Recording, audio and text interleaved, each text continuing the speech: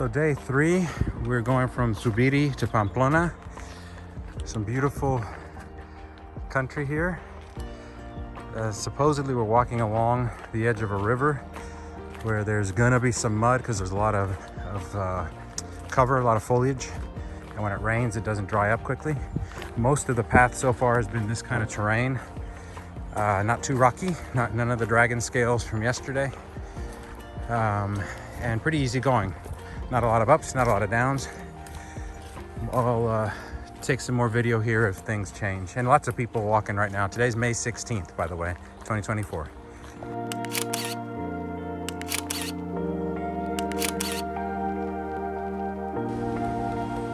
So this part of the trail you can see is paved, very nice, concrete, much easier than the mud we were on before. And actually, we didn't even have to go through the mud. This was there the whole time. I think they just wanted us to go through the little village. But anyway, we'll keep going.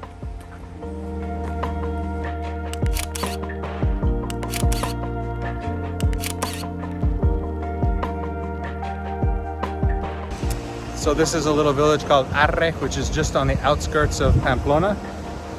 Crossing a, I don't know, 13th century bridge here on the way in.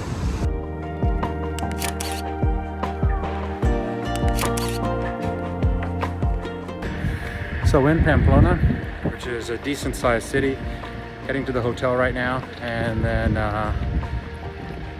get settled, get some food, check my big toe, right foot blister I think I got going. We'll see how that looks and rest. So let's see what hotel they've gotten us into today. We're in Pamplona. It's called Hotel a Pamplona, and this is a 2-star hotel, so twice as good as the one we stayed in yesterday. So this is what a 2-star accommodation looks like, and it's looking like it's going to be okay. It looks new, decent size, and enough room to spread out, and oh, even your own little, what is this, kitchenette, an outdoor kitchenette, terrace. Of course, you're in a part of Spain that's the temperature's very cool, so they do a lot of indoor-outdoor stuff, although I'd never seen the microwave TV man cave set up on the balcony like that. So today is May 16, day 3 for us of the Camino. Today we went from Zubiri to Pamplona, Pamplona being the first actually semi-large city that we come to. So once we got here, we walked through. This is of course the city where they do the running of the bulls every year in Spain, big festival. People come from all over the world to do that.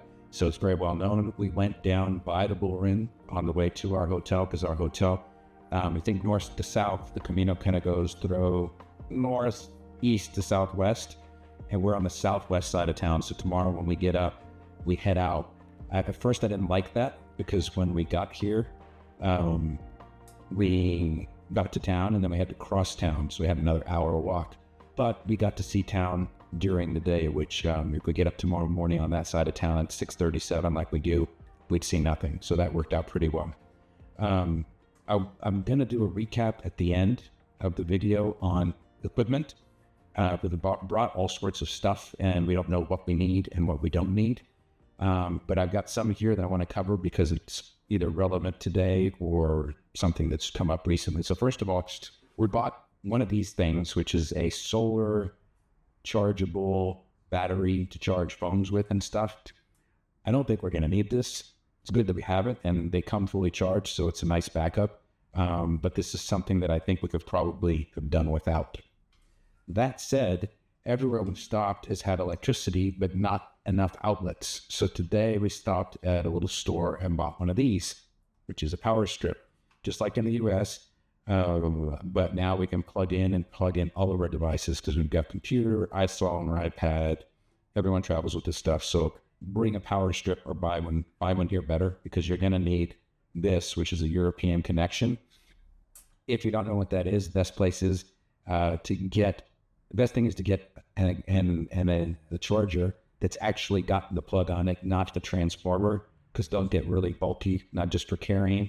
but also for plugging in. And sometimes the extensions won't actually go into the outlets, and these are made specifically for that. I also have two other things to show you. One, first aid kit. We bought this one at REI. No product marketing here, and that's just where we got it because we're from Texas, and that was the closest place. Today I used the blister pack and equipment because I've got blisters on both big toes, one worse than the other. So read up on blister care before you come. Raquel hasn't gotten any, but I've got two. And so I did a little bit of Googling around that. Also brought these guys, which are sort of like blister dressings, pre-cut is what this says here on the back. But basically they're kind of sticky already in advance, and you can put them on the blister to protect it. I used those today, and I think it was good. Could have been worse. And then the last thing we brought that I still have not used is Compeed. Again, Google blister care, but this is for kind of the most extreme case where your blister's pumped, the skins come off, and you've got that raw red flesh underneath. And that's what these are for. Hopefully you never need to use them, but good to have them just in case. And then the last, two other things. Motrin. We're taking ibuprofen at the end of each day just for anti-inflammatory purposes, and it seems to be working pretty well. And then the last thing is we put together these little packs for chargers. So I just buy a case, and we've got, of course, the European chargers, like I mentioned. This, as you can see the problem, this is what comes with these other units that you buy for as an adapter. And this one with this bulk on the back doesn't fit all plugs. Sometimes you end up banging up against them. So it's better to try to buy locally and get just European straight plugs. This is, your standard USB-C. It's got the little entry port on the back. And then the pack here with the tape, mine are blue, hers are red. So we don't get into arguments over whose charger is whose. So Raquel just made a very good point off camera. So there are multiple ways to do the Camino, but there's two basic ways when you think about where you're going to stay and how far you're going to go, right? So when you're doing the Camino, you can come with a backpack, a few changes of clothes, and an ATM card and start walking. And when you get to different villages, you look for what are called albergues, ALBERGUES, and they're basically like hostels, and they are hostels. And so you walk up and you say, I've arrived, I want a place for the night. It's first come, first served. They typically include a meal. Some do, some don't. But you basically maybe get a cot, maybe get a place to lay out your mat or whatever, and you sleep on the floor, you sleep in a big room with a bunch of people. That's one way to do it. It's not the way we're doing it. The second way to do it is you call a company. There are a lot of them available online, very easy to find, and they will plan an itinerary for you. So you tell them how many miles you're comfortable doing the day. You can go short, medium, long. Of course, the shorter you go, the longer it takes to get to the end. And they'll book hotels for you all along the way. So then what you do is you take a backpack with your basics during the day, and you can take another suitcase with other stuff, and they transport that from hotel to hotel or pension to pension or wherever it is that you're staying.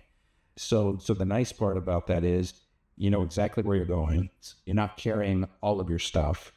When you get where you're going, you're sleeping in a private room with a private bath, which is definitely a plus. And then, of course, there are some of the items that we were talking about before. For example, this is a giant first aid kit if you're traveling, carrying all of your stuff and staying in hostels. You may not want something this big. You want to be more thoughtful about that. And the same goes for the power strip. This is something that's relevant to us because we're going from spot to spot, hotel to hotel. We know we're going to have power. We know that we're going to have 2 or 3 plugs, but we need 6 or 7. So something like this, we throw in the backpack or even in our suitcase, and they just take it from place to place. We don't have to carry it with us. But check out online. It cost-wise, I mean, obviously it's much, much cheaper to go the first come, first serve route. And you do have the flexibility of if one day you're tired, you stop short. If one day you're feeling good, you walk on to the next village. So, there is that. But cost-wise, the flip side is not that expensive. We're doing a 37-day venture from San Juan all the way to Santiago de Compostela. So that's 36 nights. And I think the total cost was about 3,500 euros per person. So you're looking at about 100 euros a night. That's not going to break the bank. And so you just got to look at, what works for your budget and for your desire for planned adventure or spontaneous adventure. Up to you.